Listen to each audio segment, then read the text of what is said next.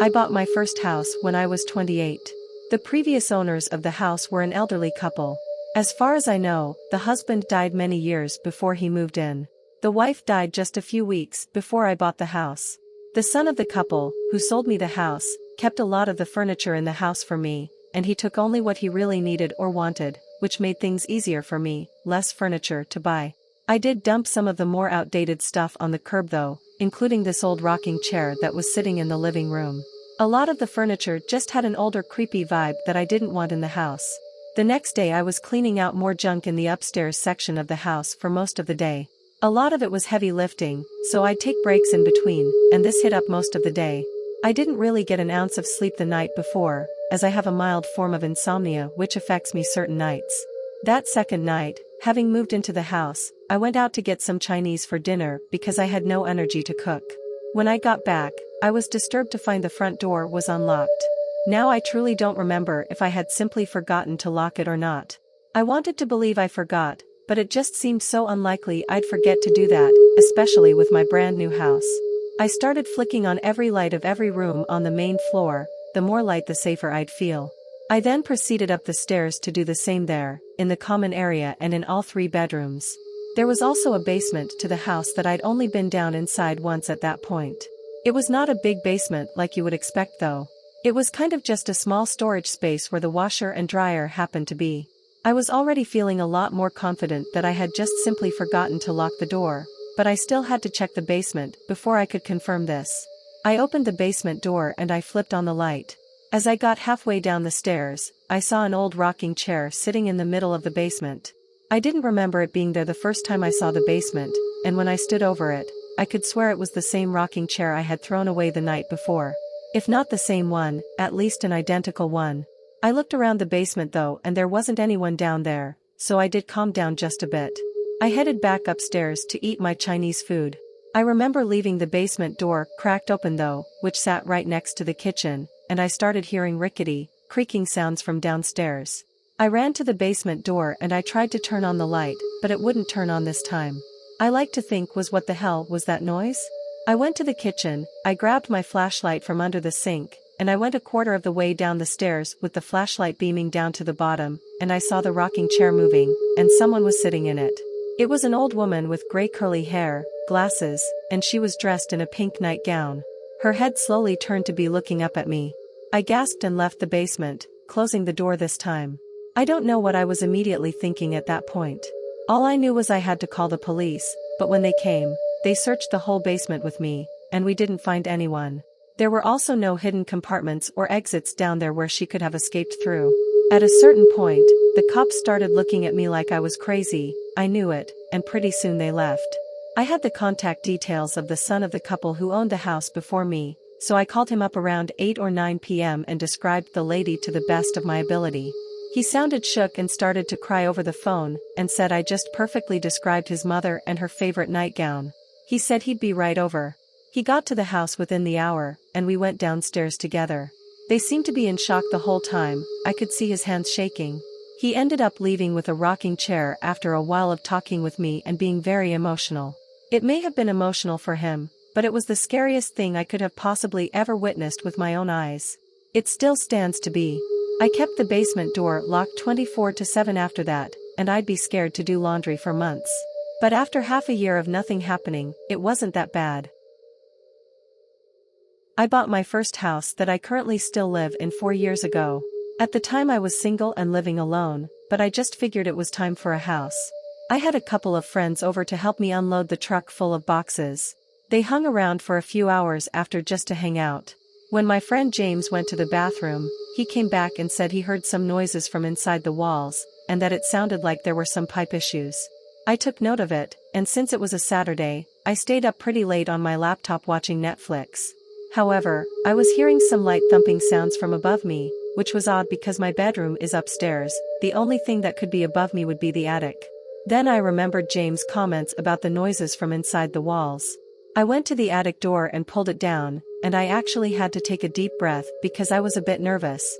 I climbed the stairs into the attic and pulled the light switch down. One very dim yellow light buzzed on, just barely lighting up the attic. The noises in the wall stopped though. Either that or the noises just weren't coming from the attic I imagined.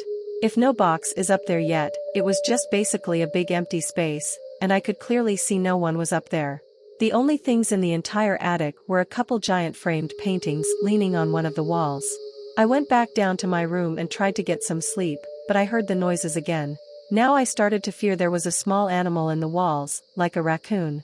The sound still seemed to be coming from directly above my room. It had to be in the attic. Also once more, I went up into the attic and looked to where I thought would be directly above my bedroom.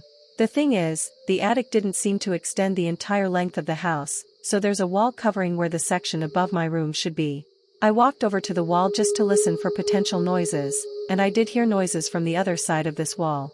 Then I looked at the two paintings leaning on the wall, how they were slightly angled. My heart started to race. I walked to the paintings and slightly angled one upwards off the wall, revealing a big hole in the wall. It took a few seconds for the reality to sink in. As I held the painting at an upright position, the painting was suddenly pushed out of my grip to fall flat on the floor. I nearly had a heart attack. Out from the hole came the sickly-looking girl. She seemed to be high on something. She was shaking, making weird noises, and she would start this creepy laughing. She grabbed onto me and dug her nails into my shoulders so hard I screamed, and I pushed her as hard as I could off of me. She fell backwards into the secret room, and I ran to the exit and shut the attic door behind me. I locked myself in my room as I called the police and reported that a crazy dangerous person was in my attic. Cops arrived within 5 minutes. 3 cop cars ended up pulling up, and there were a total of 5 police officers in my house. 4 of them went into the attic, and I heard the struggle. The girl screamed like a creature, and it sounded like she was trying to attack the officers, which led to her getting tossed. They finally managed to get her in cuffs and carry her out of the attic and outside to one of the cars. The girl had to be like anywhere from 25 to 35 years old, but like I said, she looked sickly. While the officers were still in the house, I went into the attic to examine the secret room. Inside was a pile of blankets, a dirty pillow, a lot of food wrappers, and human waste in one corner. It seemed as though this girl had been up there for a long time. It was truly a nightmare to discover this on my first night in my new house. The girl was taken to a nearby psychiatric center to get her the help she needed. When I was 12 years old, my family moved to a new house in the countryside of Louisiana, located near a small village.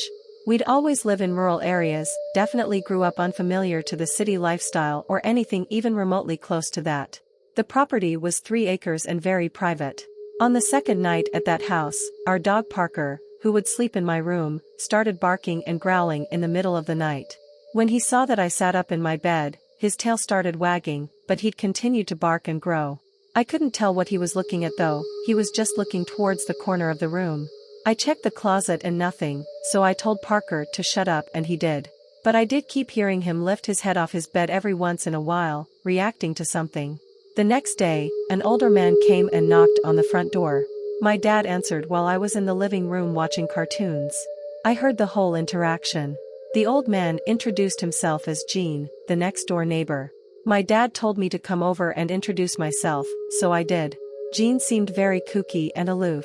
Even my 12-year-old self could realize that, but he seemed nice, I guess.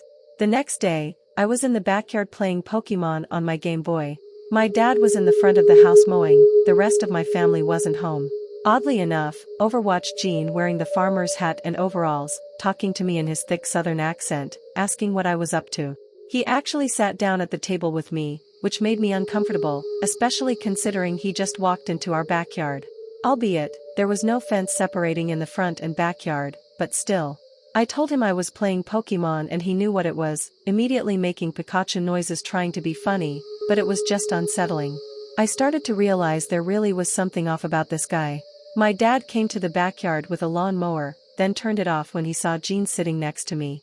He approached us and said hello with a smile, but I could tell based on my dad's face and tone that he was slightly confused what he was doing in our backyard. He never asked him that, but my dad told me I needed to go inside and wash the dishes. I knew he was trying to get me away from him. A few minutes later, my dad came in and asked me if Gene just walked into our yard and I said yeah. That's when he told me he didn't want me around that guy anymore, and to let him know if I saw him again. It wasn't until a few nights later that I woke up to Parker growling and barking again. This time he was looking at the window. I got up to open the window just to hear if something was going on out there. Quickly after opening the window, without seeing anybody out there, I heard Gene imitating Pikachu noises again in his creepy old man's voice. I ran out of my room screaming "Dad" repeatedly.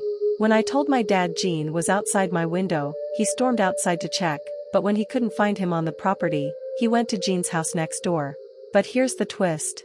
That Gene guy didn't live next door. An older woman answered the door and had no idea who he was. So my dad went to every single neighboring house, and nobody had ever heard of a Gene. My dad called the police to report the man. Police said they would be on the lookout for him, and it even made the news. We never again saw or heard from Gene or whatever his real name was.